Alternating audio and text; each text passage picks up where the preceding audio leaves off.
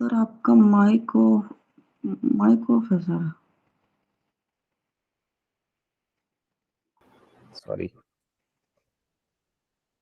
सो हमने अभी तक जो लास्ट हमारी कक्षा थी उसमें उच्च शिक्षा प्रणाली में हमने नीति शासन और प्रशासन के बारे में पढ़ा।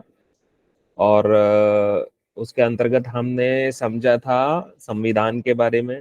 संविधान के अंतर्गत जो उच्च पद होते हैं उनके क्या क्या कार्य होते हैं, उनकी योग्यताएं क्या होती हैं और किस प्रकार से ये सब काम करते हैं, उसके बारे में समझा था। उसी को आगे बढ़ाते हुए आज हम संघ लोक सेवा आयोग के बारे में जानेंगे।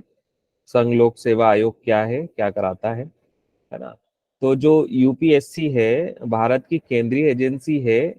और ये जो है सिविल सर्विसेज जो होती हैं उनको एग्जामिनेशन आदि का संचालन करता है, परीक्षाओं का संचालन करता है, उसके लिए ये जिम्मेदार है। और इसका अधिकतर भारतीय संविधान द्वारा प्रदान किया गया है, मतलब इसको जो अधिकार हैं वो भारतीय संविधान के द्वारा इसको प्राप्त है। जिसमें जो भारतीय संविधान है जिसका भाग 14, भाग 14 मतलब हमारे संविधान में कितने भाग हैं? 25 भाग है। उसमें से जो भाग 14 है उसमें जो अनुच्छेद 315 से 323 तक है वो संघ मतलब सेंटर और राज्यों के लिए लोक सेवा आयोगों के प्रावधानों की रूपरेखा दी गई है। ठीक है। तो यूपीएससी में ये प्रश्न आ सकता है कि कौन से भाग में यूपीएससी को अधिकार प्राप्त हैं संविधान के, या अनुच्छेद नंबर कितने से कितने तक यूपीएससी को दिया गया है। क्योंकि ये एक बड़ा आयोग है, मुख्य आयोगों के बारे में हम जानकारी ले रहे हैं, तो ये बड़ा आयोग है इसलिए इसका थोड़ा सा जानकारी हमें रखना आवश्यक है। लोक सेवा आयोग की स्थापना की सिफारिश 1924 मतलब आजादी से पहले 1924 में भारत में सुपीरियर सिविल सर्विसेज पर रॉयल कमीशन से आई थी। ठीक है। प्रथम लोक सेवा आयोग की स्थापना कब हुई? 1926 में सर रॉस बारकर की अध्यक्षता में की गई थी। संघीय लोक सेवा आयोग का गठन भारत सरकार अधिनियम 1935 के तहत किया गया था और बाद में स्वतंत्रता के बाद ये संघ लोक सेवा आयोग बन गया। पहले ये संघीय लोक सेवा आयोग था जिसका जो गठन हुआ था वो भारत सरकार अधिनियम 1935 आजादी से पहले हुआ था। और जब आजाद हुए उसके बाद ये संघ लोक सेवा आयोग बन गया, यानी कि यूपीएससी बन गया। 26 जनवरी 1950 को भारतीय संविधान की घोषणा के साथ इसे संवैधानिक दर्जा प्राप्त हुआ। ठीक है। तो जब हमारा संविधान की घोषणा हुई, हमारे संविधान की घोषणा 26 जनवरी 1950 को हुई और उसी के साथ इसको भी संवैधानिक दर्जा प्राप्त हो गया। आयोग में एक अध्यक्ष और 10 सदस्य होते हैं जिनकी सेवा की शर्तें और नियम यूपीएससी सदस्य विनियम 1969 द्वारा शासित होते हैं। भारत के राष्ट्रपति अध्यक्ष और सदस्यों की नियुक्ति करते हैं। प्रत्येक सदस्य का कार्यकाल 6 साल या 65 वर्ष की आयु तक जो भी पहले हो होता है। ये संघ लोक सेवा आयोग यानी कि यूपीएससी के बारे में डिटेल थी। अब हम आ जाते हैं, ये हमारा जो केंद्र तक का रास्ता था वो हमने समाप्त कर लिया है। ठीक है। केंद्र की क्या क्या एजेंसियां होती हैं, संविधान में कौन कौन से मुख्य काम करने वाले होते हैं, इन सब के बारे में हमने समझा। और अब हम थोड़ा सा राज्य के बारे में समझते हैं। अब राज्य स्तर पर जो अधिकारी होते हैं, सबसे पहले तो जो सबसे टॉप मोस्ट होता है वो होता है राज्यपाल। अच्छा, राज्य कार्यकारिणी में राज्यपाल, मंत्री परिषद और मुख्यमंत्री शामिल होते हैं। तो जो स्टेट का काम होता है, स्टेट के काम की जो कार्यकारिणी होती है, जो काम करते हैं लोग, उसमें मेन मेन कौन होते हैं? राज्यपाल होते हैं, कैबिनेट, मंत्री परिषद, कैबिनेट और मुख्यमंत्री शामिल होते हैं। राज्यपाल के पास राज्य की कार्यकारी शक्ति होती है और सभी कार्यकारी कार्रवाइयां उनके नाम पर ही की जाती हैं। तो राज्यपाल जो होता है, जो भी विधानसभा या विधान परिषद में कार्य होते हैं वो राज्यपाल अप्रूव करते हैं, उसके बाद ही वो कानून की शक्ल में आता है, रूप में आता है। आमतौर पर प्रत्येक राज्य में एक राज्यपाल होता है, लेकिन एक व्यक्ति को कई राज्यों के लिए राज्यपाल नियुक्त किया जा सकता है। तो अगर कोई आपके स्टेट का गवर्नर है, देखिए ये राज्यपाल इंपॉर्टेंट है क्योंकि ये डायरेक्ट यूनिवर्सिटी से रिलेटेड है। तो इसमें से प्रश्न बन सकते हैं, इसलिए इसको थोड़ा पढ़ के जाइएगा। तो जो राज्यपाल होते हैं वो एक ही स्टेट में एक ही होता है, लेकिन एक राज्यपाल को दूसरे स्टेट का प्रभार भी दिया जा सकता है, यानी कि दो स्टेट्स को एक राज्यपाल देख सकता है, लेकिन दो राज्यपाल एक स्टेट में नहीं होते। नियुक्ति राष्ट्रपति द्वारा 5 वर्ष की अवधि के लिए की जाती है और ये इच्छा पर निर्भर करता है। ठीक है, तो जो गवर्नर की नियुक्ति होती है या राज्यपाल की जो नियुक्ति होती है 5 वर्ष के लिए होती है और राष्ट्रपति इसकी नियुक्ति करता है। राज्यपाल के लिए योग्यताओं में भारतीय नागरिकता, 35 वर्ष या उससे अधिक की आयु होनी चाहिए, संसद या राज्य विधानमंडल का सदस्य न होना, और राज्य विधानमंडल की सदस्यता के लिए निर्धारित योग्यताएं शामिल हैं। ठीक है, यह हम पढ़ेंगे इसकी जो राज्य में विधानमंडल या विधानसभा जो होती है उसकी सदस्यता की योग्यता क्या होती है। एमएलए की जो योग्यता होती है वो इसकी योग्यता होती है। राज्यपाल के पास व्यापक शक्तियां हैं जिनका प्रयोग आमतौर पर मंत्रिपरिषद की तो राज्य जैसे राष्ट्रपति के पास शक्तियां होती हैं, लेकिन वो प्रधानमंत्री के या कैबिनेट के निर्णय के अनुसार काम करता है, वैसे ही राज्यपाल जो स्टेट होता है वहां पर भी मंत्रिपरिषद जो कैबिनेट की सलाह होती है उसके अनुसार ही काम करता है, वो अपने पास शक्तियों को सीधा प्रयोग नहीं कर सकता। तो ये राज्यपाल के बारे में हमने समझा। अब हम समझते हैं कि राज्यपाल की जो शक्तियां हैं और जो कार्य हैं वो क्या है। तो राज्यपाल क्या है, कार्यकारी शक्ति है, महत्वपूर्ण राज्य अधिकारियों की नियुक्ति करता है और राज्य के कार्यकारी कार्यों का संचालन करता है। विधायी शक्तियां, विधायी मतलब रिलेटेड टू कानून से रिलेटेड, या जो कानून बनते हैं उनसे रिलेटेड है। तो राज्य विधानमंडल को बुलाना यानी कि विधानसभा को बुलाना और भंग करना, विधान परिषद में सदस्यों की नियुक्ति करना और विधेयकों पर सहमति देना। तो जो स्टेट्स में जो कानून पारित वगैरह होते हैं उन उनमें, और जो परिषद होती है, काउंसिल्स होती है, वहां पर भी समितियां होती हैं जो काम देखती हैं, उनके सदस्यों की नियुक्ति करना और जो वहां पर कानून पास होता है उस पर साइन करके उसको संवैधानिक करने का काम इनके पास होता है। वित्तीय शक्तियां, फाइनेंस से रिलेटेड जो शक्तियां, पावर होती है, ये सुनिश्चित करता है कि राज्य का बजट वार्षिक रूप से प्रस्तुत किया जाए, मतलब जो बजट होता है राज्य का वो हर साल प्रस्तुत करना, धन मनी बिल, धन विधेयक मतलब मनी बिल पेश किया जाए, और आकस्मिक निधि का प्रबंधन किया जाए, और इमरजेंसी फंड का मैनेजमेंट किया जाना। और फिर उसके बाद आ जाती है न्यायिक शक्तियां होती हैं। न्यायिक शक्तियों में न्यायाधीशों की नियुक्ति पर राष्ट्रपति द्वारा परामर्श लिया जाता है।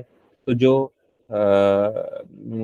न्यायाधीश होते हैं, जजेस होते हैं, उनका जो रिक्रूटमेंट होता है उसके लिए राष्ट्रपति से परामर्श लेते हैं। निचली अदालत के न्यायाधीशों की नियुक्ति की जाती है और क्षमादान देने की शक्ति होती है। आपातकालीन शक्तियां मतलब इमरजेंसी पावर्स होती हैं। शासन बाधित होने पर राष्ट्रपति को रिपोर्ट कर सकते हैं। अनुच्छेद 356 को लागू करके राष्ट्रपति को राज्य के कार्यों की संभालने की अनुमति दे सकते हैं। तो ये शक्तियां और कार्य होते हैं राज्यपाल के, जो कि बहुत इंपॉर्टेंट। सर ये अब हम विधायी शक्तियाँ, विधायक, विधायी शक्तियाँ। विधायी मतलब जो कानून, कानूनी शक्ति होती है।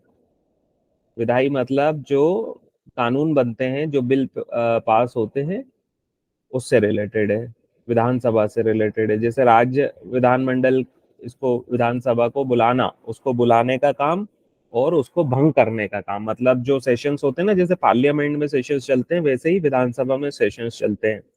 तो उनको बुलाना कि भाई सेशन स्टार्ट करने का काम किसका होता है, गवर्नर उसको ऑर्डर करता है। फिर उसको भंग कर सकता है, मतलब जब मुख्यमंत्री बोले कि भाई हमारे पास मेजोरिटी नहीं है, अब हम इसको भंग करना चाहते हैं, तो वो ये पावर भी जब वो लिख के देंगे कि हमारे पास शक्ति नहीं है और इसको भंग करना पड़ेगा, तो उसके लिए गवर्नर ही साइन करेंगे तब वो भंग होगा। विधान परिषद में सदस्यों की नियुक्ति मतलब जो परिषद बनती है उसमें सदस्य बनते हैं, काउंसिल्स बनती हैं, जैसे तो समितियां होती हैं 7 लोग की, 8 लोग की, वो समितियां अपने अपने काम करती हैं, उसमें सभी प्रकार के लोग होते हैं, विधायक होते हैं, उनकी नियुक्ति करना, और फिर जो बिल पारित होते हैं वहां पर जो कानून बनते हैं विधानसभा के अंदर उन पर अपनी सहमति देना, ये उसके पास शक्तियां होती हैं। इनको विधायी शक्तियां बोलते हैं। जी। सर इसमें मतलब 3 लोग शामिल होते हैं स्पेशली राज्यपाल, मंत्रिपरिषद और मुख्यमंत्री, लेकिन ये सिर्फ़ अभी राज्यपाल के बारे में ही बता रहे हैं। हम राज्यपाल की बात कर रहे हैं, मुख्यमंत्री के बारे में अब हम बात करेंगे यहाँ से, ठीक है। ये ठीक है। मुख्यमंत्री और संबंधित भूमिकाएं। तो मुख्यमंत्री की नियुक्ति राज्यपाल द्वारा की जाती है। देखिए, हम वोट डालते हैं, वोट डालने के बाद जो भी मेजोरिटी में आती है राजनीतिक पार्टी, फिर उनके जितने एमएलए होते हैं वो अगर मेजोरिटी में रहते हैं तो वो एक नेता को चुनते हैं कि हमारा लीडर कौन होगा। तो फिर उस नेता का नाम गवर्नर के पास जाता है कि ये हमने नेता चुन लिया है, इसको साइन कीजिए, हम इसको मुख्यमंत्री बनाना चाहते हैं। इसलिए राज्यपाल के पास ये राज्यपाल द्वारा इसकी नियुक्ति होती है मुख्यमंत्री की। वह आमतौर पर राज्य विधानसभा में बहुमत दल का नेता होता है। मुख्यमंत्री का कार्यकाल राज्य विधानमंडल के कार्यकाल के साथ मेल खाता है। तो जो उसका कार्यकाल होता है वो 5 साल का होता है, और जो विधानमंडल विधानसभा का जो कार्यकाल होता है वो भी 5 साल का ही होता है। मुख्यमंत्री राज्यपाल को मंत्रिपरिषद के नामों की सिफारिश करता है और विभागों का आवंटन करता है। तो यहाँ पर भी जैसे ही प्रधानमंत्री जो है राष्ट्रपति से बोलता है कि भैया फलाने आदमी को मुझे मंत्री बनाना है मेरे कैबिनेट में, तो फिर जो राष्ट्रपति होते हैं वो उनको शपथ दिलाते हैं सेंटर के लेवल पे, है ना। और स्टेट के लेवल पे गवर्नर वही काम करते हैं। अब मंत्रिपरिषद, सर मंत्रिपरिषद ये मतलब जी नाम के लिए अधिकार है, जो भी रिकमेंडेशन उनके पास आता है वो ही उनको मान्य करना पड़ता है ना। हाँ, उनके पास रिकमेंडेशन आता है कि हम भाई मुख्यमंत्री को चुन लिया, अब मुख्यमंत्री चुनेगा मंत्रियों को कि मुझे किस व्यक्ति को मंत्री बनाना है, फिर वो उसके नाम देगा, फिर वो उनका शपथ ग्रहण समारोह वगैरह वो सब होता है, उनको शपथ दिलाता है, उसके बाद वो मंत्री बन जाते हैं। तो किसी को भी मंत्री के रूप में नियुक्त किया जा सकता है, लेकिन नियुक्ति के 6 महीने के भीतर उसे राज्य विधानमंडल का सदस्य। तो जब मंत्री बनाते हैं तो मंत्री बनने के लिए जरूरी नहीं है कि व्यक्ति को उस वोटिंग में खड़ा हुआ है और वो जीता हुआ व्यक्ति है। वो कोई भी व्यक्ति बन सकता है, आप भी मंत्री बन सकते हो, लेकिन सिर्फ 6 महीने के भीतर आपको अपने लिए वोटिंग करानी होगी, आपको विधायक बनना पड़ेगा और जीतना होगा, तब जाकर के आपका ये मंत्री पद जो है आगे कंटिन्यू होगा, अदरवाइज आपको हटा दिया जा सकता है। मंत्रिपरिषद सामूहिक रूप से विधानसभा, राज्य विधानसभा के प्रति उत्तरदायी रहता है। तो जो मंत्रिपरिषद है, जो मिनिस्टर्स की कैबिनेट है, वो किसके लिए उत्तरदायी रहता है? जो विधानसभा है उसके लिए, राज्य विधानसभा के लिए। महाधिवक्ता, अब हमने वहां पे अटॉर्नी जनरल के बारे में पढ़ा था, और यहाँ पर क्या होता है? महाधिवक्ता होता है, एडवोकेट जनरल होता है। दोनों में फर्क होता है ना। सेंटर के लेवल पे क्या होता है? Attorney general. और स्टेट के लेवल पे क्या होता है? Advocate general. तो राज्य का शीर्ष कानूनी अधिकारी होता है वहां पर अटॉर्नी जनरल, सेंटर में कौन होता है? अटॉर्नी जनरल होता है, और भारत के अटॉर्नी जनरल के समान भूमिका निभाता है। राज्यपाल द्वारा नियुक्ति की जाती है इसकी, और राज्यपाल की मर्जी पर पद को धारण करता है। उच्च न्यायालय का न्यायाधीश बनने के, अब इसकी जो योग्यता है महाधिवक्ता बनने के लिए, उसको क्या होना चाहिए? उच्च न्यायालय मतलब हाई कोर्ट का न्यायाधीश बनने के लिए योग्यता होनी चाहिए। और अटॉर्नी जनरल को क्या था? सुप्रीम कोर्ट के लिए। मतदान के अधिकार के बिना राज्य विधायी कार्यवाही में भाग लेता है। जैसे वहां पर भी उनको अधिकार नहीं था मतदान करने का, संसद में जाकर बोल तो सकता है लेकिन मतदान नहीं कर सकता। किसी भी विधेयक को पास करने में वो अपनी हेल्प नहीं कर सकता, लेकिन संसद में जाके बोल सकता है। सेम यहाँ पर विधानसभा के अंदर भाई बोल सकता है, लेकिन उसको वोट करने का अधिकार नहीं होता। किसी भी राज्य अदालत में सुनवाई का अधिकार नहीं रखता। ठीक है, ये हो गया। अब राज्य विधायिका, तो भारत में प्रत्येक राज्य में एक विधायिकी होती है। विधायिकी मतलब जो लेजिस्लेटिव असेंबली है उसकी बात हो रही है, समझ रहे हो आप? विधानसभा की बात हो रही है। जैसे वहां संसद होता है, यहाँ पे राज्य में क्या होता है? विधानसभा होती है, विधायिकी, विधायिका बोलते हैं उसको, जिसमें कौन कौन होते हैं? राज्यपाल और एक या दो सदन होते हैं। अब वहां पर हमारे पास लोकसभा राज्यसभा होता है, यहाँ पर हमारे पास बहुत लिमिटेड है। 7 या 5 राज्यों में 2 सदन है, अदरवाइज बाकी सब जगह एक एक ही सदन होता है राज्य में। तो अधिकांश राज्यों में एक सदनीय विधायक केवल एक सदन होती है, जबकि कुछ द्विसदनीय विधायक 2 सदन भी होते हैं। ये याद रखना। निचले सदन को विधानसभा विधानसभा कहते हैं। मतलब जैसे आप देखोगे तो मेजोरिटी में सिर्फ विधानसभा ही मिलेगी अधिकतर राज्यों में आपको, लेकिन जो बड़े राज्य हैं वहां पर विधान परिषद होती है। विधानसभा और विधान परिषद, विधान परिषद यूपी में है, विधान परिषद मुंबई में, महाराष्ट्र में है, और एक दो राज्य और हैं जहां पर विधान परिषद होती है, और विधानसभा अधिकतर राज्यों में होती है। ठीक है, तो जो निचला सदन यहाँ पर कहलाता है वो विधानसभा कहलाता है।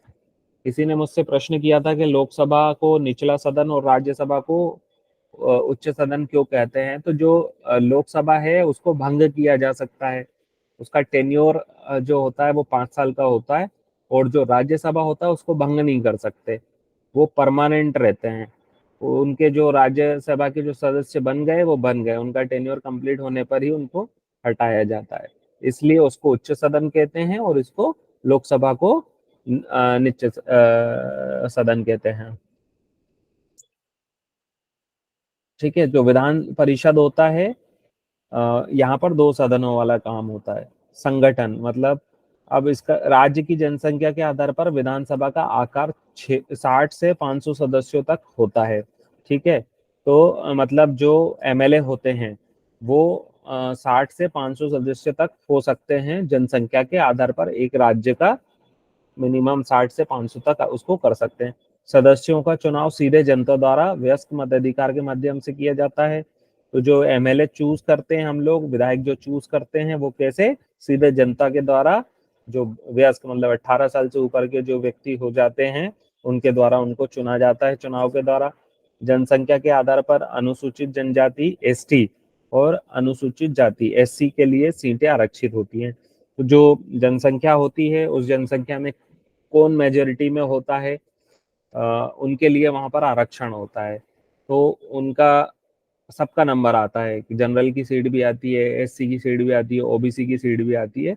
उस प्रकार से सबका ध्यान रखा जाता है कि सबको बराबरी का हक मिले और उनको आरक्षण मिले। इसलिए हमेशा उसमें सीट्स भी चेंज होती हैं जनसंख्या के आधार पर। जैसे जनरल वाले ज्यादा हैं तो उसमें 4 साल जनरल का आएगा, फिर 1 साल एसटी का आएगा, ऐसे चेंजेस होते रहते हैं। यदि समुदाय का पर्याप्त प्रतिनिधित्व नहीं है तो राज्यपाल विधानसभा में एक एंग्लो इंडियन सदस्य को नामांकित कर सकता है। सर कार्यकाल ये विधान 1 सेकंड सर, ये विधान परिषद इसमें क्या ज्यादा विधायिका होती हैं, ये मैं सुनी नहीं थी। नहीं नहीं नहीं, इसमें जैसे राज्यसभा और लोकसभा होता है ना, हाँ जी। वैसे ही कुछ स्टेट्स हैं जहां पर स्टेट के लेवल पे भी 2 परिषद होती हैं, 2 सदन होते हैं। ठीक है, अधिकतर राज्यों में तो केवल एक ही सदन है जिसको विधानसभा हम बोलते हैं। ठीक है, विधानसभा में ही मुख्यमंत्री जाते हैं, विपक्ष और पक्ष बैठता है, एक साथ बैठते हैं, वहां पर डिस्कशन होता है, जो भी उनको रखने होते हैं, क्वेश्चंस होते हैं, और वहीं पर कानून बनते हैं। ये विधानसभा का काम होता है, जहां पर सारे विपक्ष एक साथ बैठते हैं। लेकिन विधान परिषद जो होता है उसमें 2 सदन होते हैं, और इसमें थोड़ा सा काम करने का तरीका अलग होता है। जैसे राज्यसभा लोकसभा होता है वैसे ही यहाँ पर काम करने का तरीका होता है कि पहले बिल लेके दोनों सदनों से बिल पास होना जरूरी है। ठीक है, ये समझ में आया? जी मतलब विधानसभा में सिर्फ विपक्ष के लोग रहेंगे। नहीं नहीं नहीं नहीं नहीं, सुनो मेरी बात। विधानसभा, हमारे यहाँ कितने राज्य हैं? लगभग 32 के आसपास हैं, हाँ। है ना? 32 में से कुछ 7 या 5 राज्यों में विधान परिषद है। विधान परिषद का नाम सुनते ही आपको ये समझना है कि है तो स्टेट की बात, लेकिन यहाँ पर 2 सदन है। 2 सदन कौन से हो गए? विधानसभा में 2 सदन है, तो विधानसभा जहाँ 2 सदन वाली बात होती है, जैसे यूपी महाराष्ट्र, 2 इसके उदाहरण है। यहाँ पर विधान परिषद होती है, विधानसभा नहीं होती है। समझ में आई मेरी बात? यहाँ 2 सदन होंगे, जैसे लोकसभा राज्यसभा ये सेंटर के लेवल पे होते हैं, वैसे स्टेट के लेवल पे यहाँ 2 सदन होते हैं, उच्च सदन निच्च सदन। तो यहाँ पर भी वैसे ही काम होता है जैसे सेंटर के हिसाब से काम होता है, लेकिन यहाँ पर जब 2 सदन होते हैं स्टेट में तो उसको क्या बोलते हैं? विधान परिषद बोलते हैं। और अच्छा, अगर लेकिन आपने बताया विधानसभा में मुख्यमंत्री सारे ये हाँ, सारी चीजें जो विधानसभा डिसीजन और लेते हैं, यहाँ पर कौन। जो दोनों विधान, टाइप विधानसभा भी होता है और विधान परिषद भी होता है। हाँ दोनों हो, महाराष्ट्र की लेकिन बात करें तो विधानसभा हमारे में अधिक, दो है। हाँ अधिकतर राज्यों में विधानसभा है जहां पर एक ही सदन है, वहां डबल काम नहीं होते, 2 सदन नहीं है अधिकतर राज्यों में। और बहुत लिमिटेड 5 से 6 7 राज्यों में विधान परिषद होती है, बस इतना समझना है आपको। ठीक है, और विधान जी परिषद क्या होती है? जहाँ 2 सदन है, और विधानसभा में केवल एक ही सदन होता है जहाँ सब लोग एक ही जगह बैठ के काम कर लेते हैं, विपक्ष विपक्ष। और आपने अगर राज्यसभा और लोकसभा समझा होगा तो ये भी समझ में आ जाएगा आपको। जी सर, मतलब डिसीजन लेकिन तो सर सीएम ही इसके लेंगे पास सर, है ना? डिसीजन वगैरह कुछ नहीं होता। देखो क्या होता है, मेजोरिटी का डिसीजन होता है। हमारे भारत देश में डेमोक्रेसी है। हमारे यहाँ अगर 500 लोग खड़े हैं तो 251 ने हाथ खड़े कर दिए कि हम इसके पक्ष में है, तो वो डिसीजन होता है। यहाँ एक आदमी डिसीजन नहीं लेता कभी भी। ठीक है, चलो। सर ये विधानसभा और विधान परिषद होने का डिसीजन मतलब कैसे तय होता है कि वो दोनों के संविधान सदन के है एक अनुसार, तरफ से? संविधान के अनुसार है कि विधायिकी कैसे चलनी चाहिए। अब वहां पर वो व्यवस्था उन राज्यों में बना रखी है शुरू से, तो वो व्यवस्था चल रही है वहां पर। Okay sir. क्योंकि वहां एरिया बड़ा है, तो एरिया बड़ा है तो उसकी व्यवस्था जो शुरू से वहां पर विधान परिषद बनी है, उन्होंने वो अपनाई है वहां के राज्य ने, वो चली आ रही है। उसको चाहे तो वो विधानसभा में भी कन्वर्ट कर सकते हैं। कोई हमारे यहाँ चेंजेस नहीं होता ऐसा नहीं है, लेकिन उसके लिए सबका सहमत होना, जो चुन के आते हैं नेतागण, एमएलए या सांसद वगैरह होते हैं, उनका अपना उसमें मेजोरिटी में उसका डिसीजन है कि हमें इसमें चेंजेस, जैसे अमेंडमेंट होते हैं ना संविधान में, वैसे ही अमेंडमेंट करके उसको चेंज कर सकते हैं।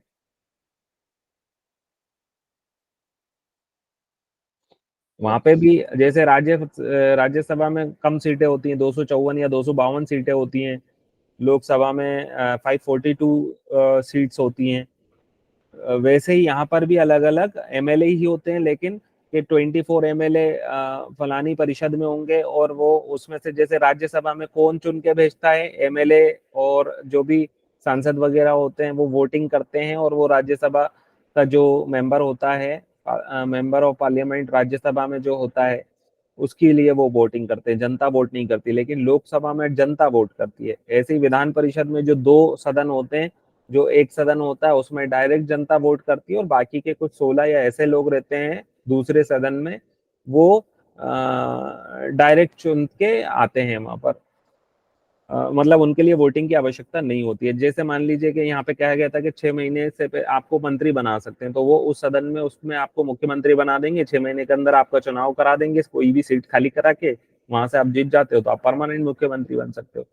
So it is all about. तो उतना डीप में नहीं जाना है, इतना बड़ा क्वेश्चन नहीं आएगा आपको। तो बस ये रखना है कि कुछ विधानसभा और विधान परिषद याद रखना है। विधान परिषद में 2 सदन होते हैं और विधानसभा में एक ही सदन होता है।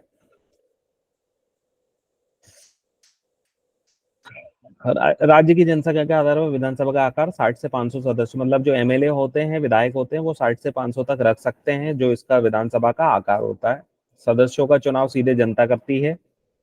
जनसंख्या के आधार पर जो एसटी, एससी, ओबीसी, जनरल और चारों हमारे जो बांटे गए हैं कैटेगरी, उनमें से सीट्स जो हैं आरक्षित होती हैं और समय समय पर इनकी सीट से आती हैं। और इसमें यदि समुदाय का पर्याप्त प्रतिनिधित्व नहीं है तो राज्यपाल विधानसभा में एक एंग्लो इंडियन सदस्य को नामांकित कर सकता है।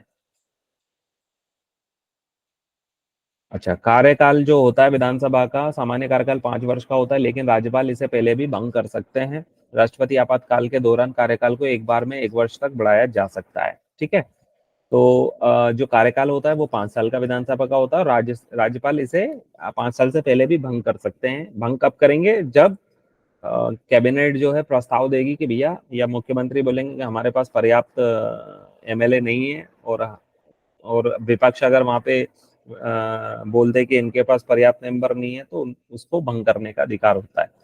योग्यताएं: विधानसभा का सदस्य बनने के लिए व्यक्ति को भारतीय नागरिक होना चाहिए, सिटीजन ऑफ इंडियन होना चाहिए, और 25 वर्ष से अधिक आयु का होना चाहिए। तो संसद में जाने के लिए कितने वर्ष की आयु थी लोकसभा चुनाव लड़ने के लिए? 35। 30 साल, है ना? और यहाँ पर एमएलए बनने के लिए 25 साल का होना जरूरी है। राज्य या केंद्र सरकार के तहत कोई लाभ का पद नहीं रखना होना चाहिए, और कानून द्वारा निर्धारित अन्य योग्यताएं पूरी करनी चाहिए। मतलब गवर्नमेंट जॉब पे होते हुए आप चुनाव नहीं लड़ सकते, आपको छोड़ना पड़ेगा, तभी आप चुनाव लड़ सकते हो। अधिकारी: विधानसभा अपने अध्यक्ष और उपाध्यक्ष का चुनाव अपने सदस्यों में से करते हैं। मतलब जो एमएलए चुन के आते हैं, तो जो विधानसभा होती है, विधानसभा में जो स्पीकर होता है या अध्यक्ष होता है, उपाध्यक्ष होता है, उसका चुनाव किस में से होता है? जो एमएलए होते हैं वो ही अध्यक्ष और उपाध्यक्ष का चुनाव करते हैं।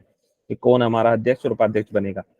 विधान परिषद, उच्च सदन जिसे विधान परिषद या विधान परिषद के नाम से जाना जाता है, कुछ राज्यों में मौजूद है। इसकी सदस्यता विधानसभा की कुल सदस्य संख्या की 1/3 से अधिक नहीं बल्कि 40 सदस्यों से कम नहीं होनी चाहिए। लगभग 5/6 सदस्य अप्रत्यक्ष रूप से निर्वाचित होते हैं और 1/6 सदस्य राज्यपाल द्वारा मनोनीत होते हैं। इसके 1/3 सदस्य हर 2 साल में सेवानिवृत्त हो जाते हैं। ठीक है, ये सेम वही सिस्टम है राज्यसभा लोकसभा वाला जो कि विधान परिषद के लिए है। विधान परिषद के लिए योग्यताएं, विधान परिषद के सदस्यों को 30 वर्ष से अधिक आयु का भारतीय नागरिक होना चाहिए। राज्य या केंद्र सरकार के तहत कोई लाभ का पद नहीं रखना चाहिए। ठीक है, तो जो विधानसभा की योग्यताएं थी वो क्या थी, 25 वर्ष से अधिक आयु का होना चाहिए। और यहाँ पर कितना है, 30 वर्ष है। जो विधान परिषद की बात होती है वहां पर 30 वर्ष से अधिक आयु का भारतीय नागरिक होना चाहिए।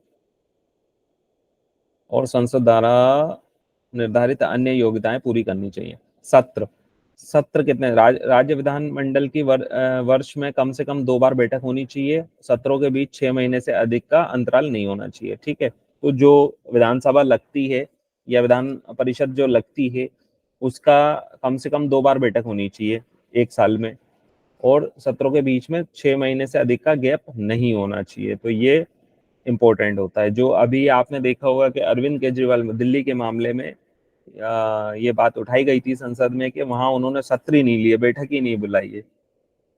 ये बहुत रिसेंट का एक टॉपिक था जो कि इम्पोर्टेंट है।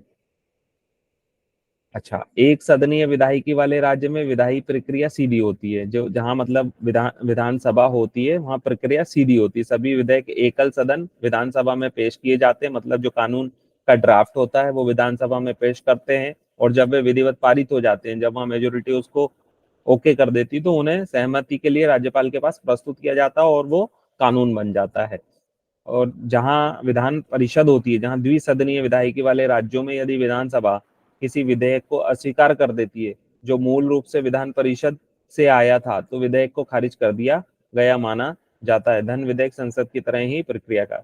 तो जो संसद काम करती है विधान परिषद वैसे ही काम करती है। उसमें उच्च सदन, निम्न सदन होता है। निम्न सदन में जनता डायरेक्ट लोगों को भेजती है, और उच्च सदन में जो 5/6 और 1/6 के अनुपात में 40 लोगों के हिसाब से वहां पे चुनाव करके भेजते हैं।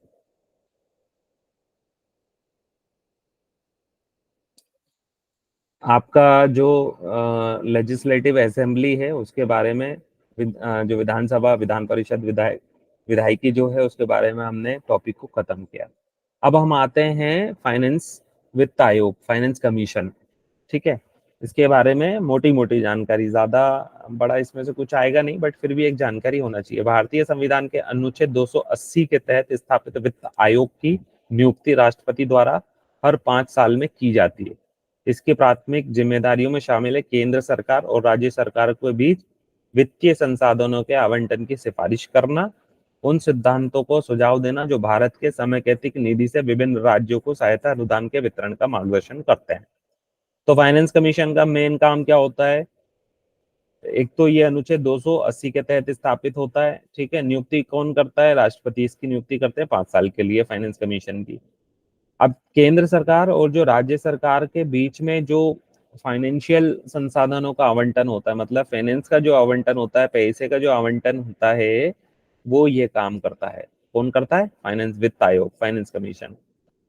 ठीक है, और ये जो कंसोलिडेटेड फंड होते हैं इंडिया के, उनमें जो अलग अलग डिफरेंट राज्य होते हैं वहां पर कैसे उनको डिस्ट्रीब्यूट किया जाए उन राज्यों में, उसके लिए ये मार्गदर्शन करता है। ठीक है, और उसके लिए ये प्रिंसिपल या सिद्धांत बनाने का सुझाव देता है कि जो फंड आया, जैसे मान लो जीएसटी कलेक्शन हुआ, तो जीएसटी कलेक्शन को सीधा किसके पास जाता है? पहले केंद्र के पास जाता है। तो जो केंद्र के पास जितना भी फंड आया, अब उस फंड को प्रॉपरली राज्यों तक वापस कैसे पहुंचाए? क्योंकि जो जीएसटी होता है 18%, 28%, 12% या 6% ऐसे उसके स्लैब होते हैं। तो उसमें आधा केंद्र का होता है और आधा राज्य का होता है। अब जो राज्य का पैसा उसको वापस भी तो लौटाना है, तो अब उसको ऐसा तो है नहीं कि प्रधानमंत्री लेके बैठेगा और एक एक करके सभी राज्यों को देगा। तो उसके लिए फाइनेंस कमीशन होता है। फाइनेंस कमीशन के पास पैसा आया, फिर उसको प्रॉपरली डिस्ट्रीब्यूट करना, उसके लिए सिद्धांत बनाना, और उसको दोनों राज्य और केंद्र के बीच में प्रॉपरली डिस्ट्रीब्यूट करने का काम फाइनेंस कमीशन करता है। ये याद रखने वाली बात है ना। अच्छा, मतलब केंद्र से सीधा फाइनेंस उसमें जाएगा, फिर से केंद्र और फिर स्टेट में जाएगा। हाँ, जो फाइनेंस कमीशन होता है वो फाइनेंस कमीशन का काम ये होता है कि जो पैसा आ गया हमारे पास तो उसमें जो राज्य का है वो राज्य को देना है, जो हमारा है वो हमको रखना है, और डिस्ट्रीब्यूशन कैसे करना है, सबको कैसे भेजना है, तो उसके लिए क्या रूल्स होंगे, नियम होंगे, वो सब चीजें का काम ये करता है। हाँ, नहीं, लेकिन जैसे आपने जीएसटी का एग्जांपल दिया ना, तो वो हाँ पहले केंद्र के पास जाएगा, देन हाँ, केंद्र वो जो है कलेक्शन वो जो होता है फाइनेंस वो कमीशन केंद्र करेगा। करता है जीएसटी का, वो या राज्यों के पास नहीं जाता। पहले ये था कि पहले सेल्स टैक्स था, सर्विस टैक्स था, अभी भी पेट्रोल को छोड़ के सब पे जीएसटी लगता है। तो जो पेट्रोल है उसमें जो हम लोग जैसे मान लो 108 रुपए का लीटर मिल रहा है एमपी में, तो 108 में जो अभी भी सर्विस टैक्स और वेट लेते हैं, वैल्यू एडेड टैक्स बोलते हैं वेट को, वो अभी भी राज्य सरकार को ही जाता है डायरेक्टली। लेकिन जो बाकी चीजें हैं उसमें सब में जीएसटी लगता है। चाहे आप मोबाइल ले लो, मोबाइल में 28% जीएसटी है, वॉशिंग मशीन, फ्रिज ले लो, साबुन ले लो, कपड़े ले लो, सब में जीएसटी, टोटल काम जीएसटी में चलता है। तो जीएसटी केंद्र को रिसीव होता है डायरेक्ट, वो राज्य सरकार को नहीं रिसीव होता। फिर उसमें दोनों के आधे आधे पार्ट होते हैं। फिर जब वो कलेक्शन हो जाता है उसके बाद फिर फाइनेंस कमीशन उसको डिस्ट्रीब्यूट करने का काम करती है। अब हम आते हैं सर्वोच्च न्यायालय। सर्वोच्च न्यायालय को इंग्लिश में क्या बोलते हैं? Supreme court. Supreme court. तो भारत का जो सर्वोच्च न्यायालय है देश का सर्वोच्च न्यायिक प्राधिकरण है, एक एकल एकीकृत न्यायपालिका है। इसमें मुख्य न्यायाधीश और 25 अन्य न्यायाधीश शामिल होते हैं। सर्वोच्च न्यायालय की बैठक आमतौर पर नई दिल्ली में ही होती है। ठीक है भैया, जो सुप्रीम कोर्ट होता है देश का सर्वोच्च न्यायिक प्राधिकरण होता है, एक एकल एकीकृत न्यायपालिका है इसमें। और इसमें न्यायाधीशों की मुख्य न्यायाधीश होते हैं एक, कितने न्यायाधीश होते हैं? एक। और 25 अन्य न्यायाधीश होते हैं। मुख्य कितना होता है? बस एक ही होगा, बाकी 25 अन्य होते हैं। नियुक्ति कैसे होती है सर्वोच्च न्यायालय के मुख्य न्यायाधीश की नियुक्ति? जी। ये एकल और एकीकृत, इसमें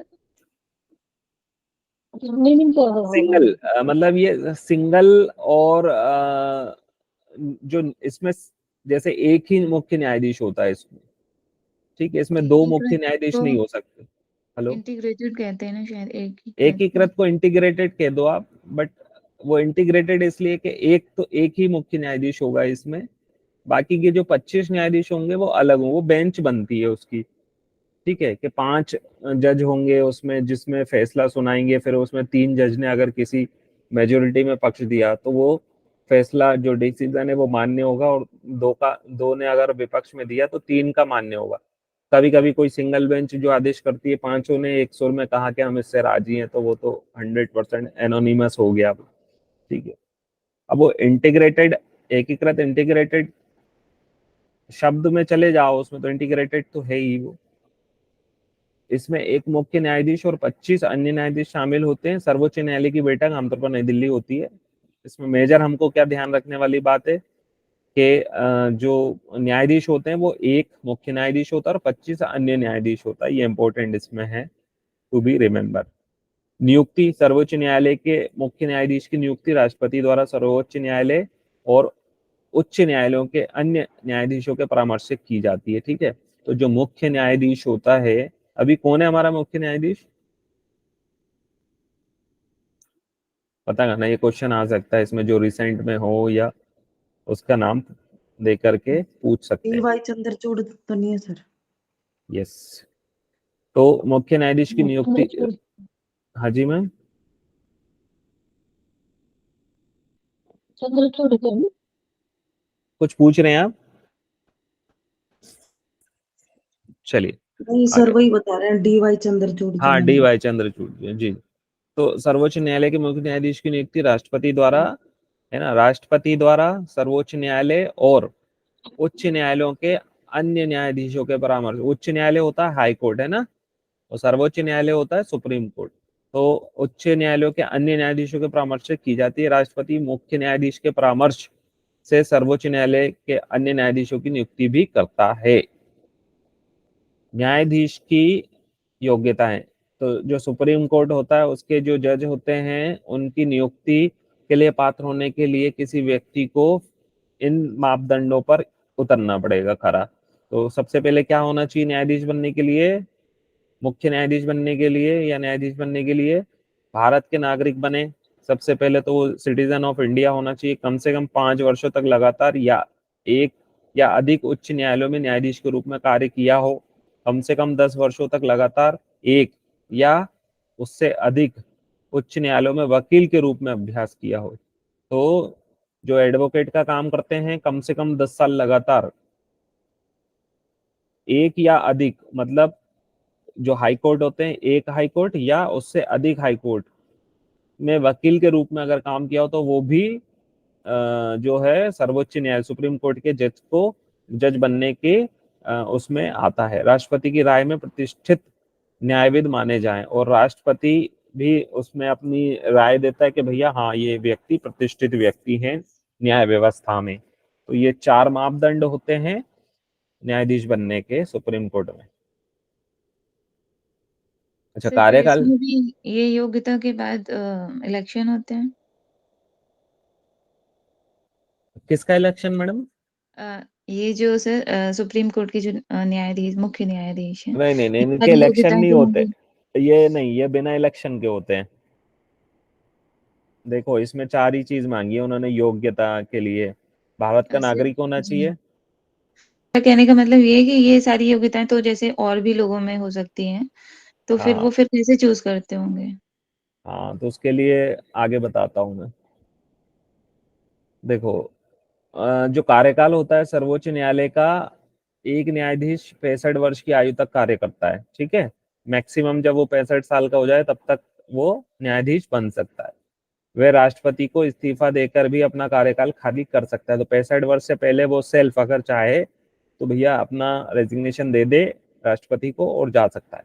संसद के दोनों सदनों द्वारा पारित प्रस्ताव के बाद राष्ट्रपति जो है उनको अक्षमता के आधार पर किसी न्यायाधीश को हटा सकते हैं। तो जो न्यायाधीश होते हैं सुप्रीम कोर्ट के वो या तो खुद अपना इस्तीफा दे दे, है ना, या अगर हटाना है तो कैसे हटाएंगे उनको, संसद के दोनों सदनों द्वारा प्रस्ताव के बाद। पहले दोनों सदनों में प्रस्ताव पारित होगा, राष्ट्रपति फिर उनको भेजेंगे कि राष्ट्रपति को कि इनको हमको हटाना है, फिर राष्ट्रपति बोलेंगे कि ये अक्षम है कार्य करने में, फिर वो न्यायाधीश को हटा सकते हैं, ठीक है। और ये काम इतना आसान नहीं है, दोनों सदनों में सबको, जो विपक्ष भी रहता है विपक्ष भी रहता है। इस निष्कासन के लिए कुल सदस्यों के बहुमत और उपस्थित और मतदान करने वाले सदस्यों के 2/3 बहुमत की आवश्यकता होती है। मतलब आपको 2/3 बहुमत चाहिए उसमें, तब जाकर के आप हटा सकते हो। सर्वोच्च न्यायालय के न्यायाधीशों की स्वतंत्रता। तो न्यायाधीशों की स्वतंत्रता की रक्षा के लिए कुछ प्रावधान है। क्या प्रावधान है? न्यायाधीशों के वेतन और भत्ते भारत की सामयिक निधि, सामयिक निधि होता है कंसोलिडेटेड फंड, याद रखना इसको, सामयिक निधि को बोलते हैं कंसोलिडेटेड फंड। कंसोलिडेटेड फंड मतलब जितना भी टोटल फंड आया है सब जगह से कलेक्शन हुआ है खजाने में भारत के, उसको कंसोलिडेटेड फंड बोलते हैं। निधि हिंदी में इसको बोलते हैं सामयिक निधि। तो न्यायाधीशों के वेतन और भत्ते भारत की सामयिक निधि से लिए जाते हैं। तो जो न्यायाधीश को सैलरी और जो भी भत्ते मिलते हैं उसको वो किससे देते हैं हम लोग? कंसोलिडेटेड फंड, इंडिया का जो सामयिक निधि है उसमें से दिया जाता है। ये सुनिश्चित करते हुए कि वे संसदीय वोटों के अधीन नहीं हैं। हमें पता है कि न्यायाधीश जो वोट है संसद के वोटों के अधीन नहीं होता और उनके कार्यकाल के दौरान उनकी शर्तों को उनके नुकसान के लिए नहीं बदला जा सकता। तो उनको उनके नुकसान मतलब जो सैलरी और वेतन है इसको चेंज नहीं कर सकते उनके, जब वो वर्क कर रहे हैं उस पीरियड के दौरान, ठीक है। न्यायाधीशों की नियुक्ति संविधान के अनुच्छेद 124 और 217 द्वारा शासित होती है। न्यायाधीशों की नियुक्ति भारत के मुख्य न्यायाधीश और अन्य न्यायाधीशों के परामर्श के बाद राष्ट्रपति द्वारा की जाती है। तो क्लियर हो गया आपका जो क्वेश्चन था चुनाव वाला, है ना। हाँ, जी। कॉलेजियम प्रणाली के नाम से जानी जाने वाली ये प्रक्रिया 1993 में, इसको क्या बोलते हैं? न्यायाधीशों की नियुक्ति भारत के मुख्य कॉलेजियम। न्यायाधीश और अन्य न्यायाधीशों के परामर्श के बाद राष्ट्रपति द्वारा की जाती है, और इसको बोलते हैं कॉलेजियम प्रणाली। ठीक है, तो कोई पूछे कि भाई हमारे यहाँ जज कैसे अपॉइंट होते हैं सुप्रीम कोर्ट में, तो उसकी प्रोसेस क्या होती है, कॉलेजियम होती है। कॉलेजियम में क्या होता है, न्यायाधीशों की नियुक्ति भारत के मुख्य न्यायाधीश और अन्य न्यायाधीशों के परामर्श के बाद राष्ट्रपति द्वारा की जाती है। सरकार ने इस प्रणाली को राष्ट्रीय न्यायिक नियुक्ति आयोग NJAC से बदलने का प्रयास किया। मतलब कॉलेजियम की जो प्रणाली है ना, इसको जो प्रयास किया, लेकिन अभी ये कॉलेजियम की प्रोसेस ही है, इसको बदला नहीं है। इसको न्यायिक नियुक्ति आयोग, राष्ट्रीय न्यायिक नियुक्ति आयोग, राष्ट्रीय न्यायिक नियुक्ति आयोग NJAC के नाम से इसको बदलने का प्रयास किया था, लेकिन ये अभी बदला नहीं है। सर्वोच्च न्यायालय के क्षेत्र अधिकार, तो मूल क्षेत्र अधिकार सर्वोच्च न्यायालय के पास संघीय प्रकृति के विवादों को निपटाने का विशेष अधिकार है। मतलब संघीय प्रकृति के विवाद मतलब जैसे कि केंद्र और सरकार, एक या अधिक राज्यों के बीच, मतलब जब केंद्र या राज्य या अधिक राज्यों या दो राज्यों के बीच में कोई विवाद हो जाता है, तो उसको सुनने का, उसको निपटाने का, विवाद को समाप्त करने का निर्णय जो मूल क्षेत्र अधिकार है वो किसका है, सुप्रीम कोर्ट का है। ठीक है, तो ये तो एक बात हो गई इसकी पहली, इसका ये मूल क्षेत्र अधिकार है। दूसरा रिट क्षेत्र अधिकार, रिट बोलते हैं WRIT, रिट। रिट मतलब होता है कि हम उसमें जैसे अपील करते हैं, तो उसमें से अपील का एक तरीका होता है रिट। रिट क्या होता है, सर्वोच्च न्यायालय मौलिक अधिकारों को लागू करने के लिए रिट जारी कर सकता है, जैसा कि संविधान के अनुच्छेद 32 में दिया गया है। मौलिक अधिकारों को लागू करने के लिए रिट जारी करने की यह शक्ति उच्च न्यायालयों को भी उपलब्ध है। तो रिट लगाते हैं, केस लगाते हैं, रिट मतलब केस लगाया, तो जो अधिकारों को लेकर के रिट लगाई जाती है बेसिकली। तो एक तो ये बात होगी इसकी। और अपीलीय क्षेत्र अधिकार, तो सर्वोच्च न्यायालय देश में अपील की सर्वोच्च अदालत है, इसके निर्णय और आदेश पूरे देश में लागू होते हैं।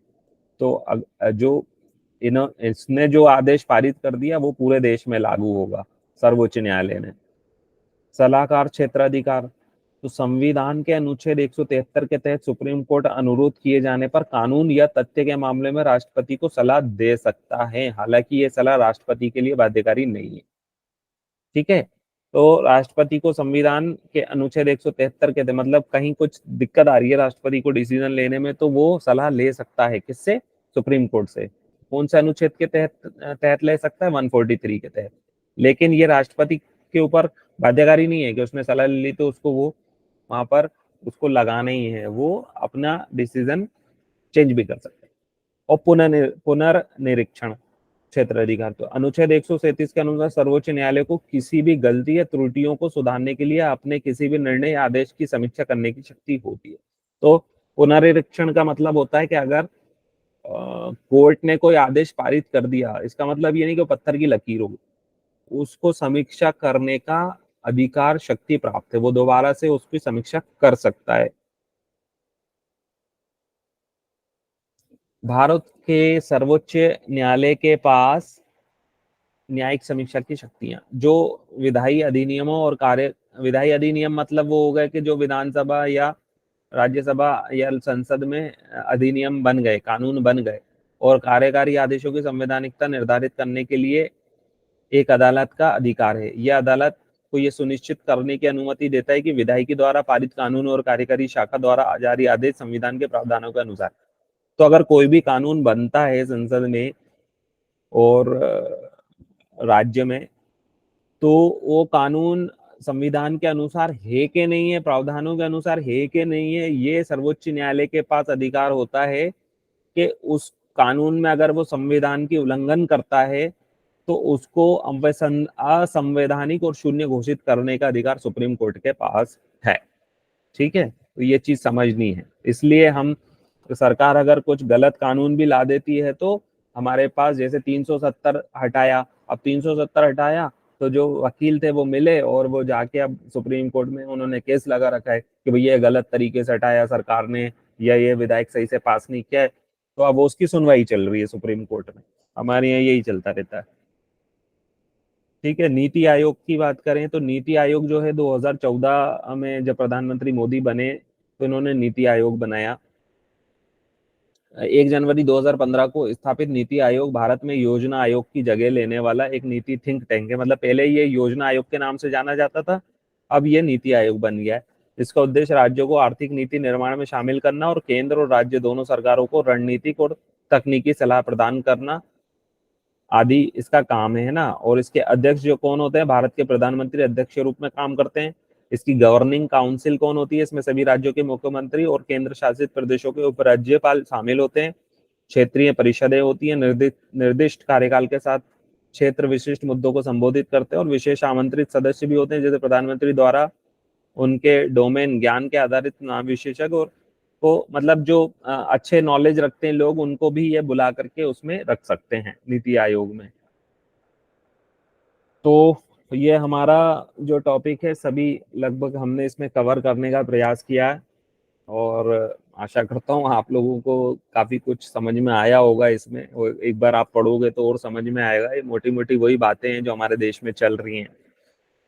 आप लोगों के लिए होमवर्क है, इसमें मैंने कुछ चीजें जानबूझ के छोड़ी हुई हैं। तो मैं चाहता हूं कि आप लोग इसका प्रिपरेशन करें और हम एक क्लास लेंगे जिसमें आप लोगों में से ही मुझे कोई 4 लोग इन टॉपिक के बारे में, जैसे मैंने आपको बताया ऐसे आप मुझे भी पढ़ाएंगे। सुन रहे हैं आप लोग? हेलो? जी हाँ, जी तो सर। इसमें आप अपना ज्यादा नहीं, एक एक स्लाइड के ही टॉपिक हैं ये। हाईकोर्ट के बारे में आप ऐसे ही स्लाइड बनाइएगा, मेन मुख्य बिंदु छांटिएगा। इलेक्शन कमीशन, पंचायती राज इंस्टीट्यूशन और यूनियन बजट, ये 4 चीजें हैं। तो जो एक एक व्यक्ति कोई भी एक एक अपने हिसाब से जो भी आपको ठीक लगे अपने अपने नोट बना के, और किसी भी दिन हम बीच में एक क्लास रखेंगे उसमें इनको हम डिस्कस कर लेंगे, तो सबके लिए ये चला जाएगा। क्या बोलते हैं, ठीक रहेगा ये? Yes sir. जी चलो सर। बहुत बढ़िया, ठीक है। तो अब यही बोल सकते हैं लास्ट में, तो सभी का बहुत बहुत धन्यवाद। हम लोग सुबह सुबह आप सभी से मिलने का और वार्तालाप करने का मौका मिलता है। रिकॉर्डिंग बंद कर देते हैं।